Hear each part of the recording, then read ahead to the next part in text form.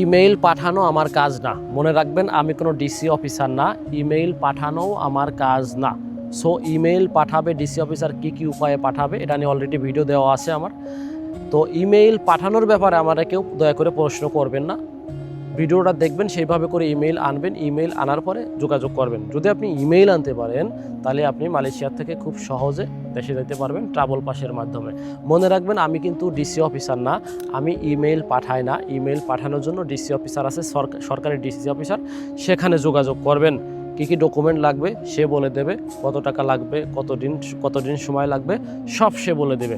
এইগুলো করার পরে যোগাযোগ করবেন। দয়া করে মাপসাই আমার হোয়াটসঅ্যাপে তারাই নক করবেন যারা অলরেডি ইমেইল নিয়ে আসছেন, শুধু তারা যোগাযোগ করবেন। ইমেইল ছাড়া কোনো কক্সবাজার, টেকনাফ, সিলেট, চট্টগ্রামের লোক যোগাযোগ করবে না। যাদের পাসপোর্ট আছে বা ফটোকপি আছে এরা যোগাযোগ করবেন, তারা ইজিলি যাইতে পারবে। কিন্তু আপনারা ইমেইল আনার পরে যোগাযোগ করবেন। কথাটা ভালো করে শুনবেন, বুঝবেন, এরপরে পদক্ষেপ নেবেন। ঠিক আছে।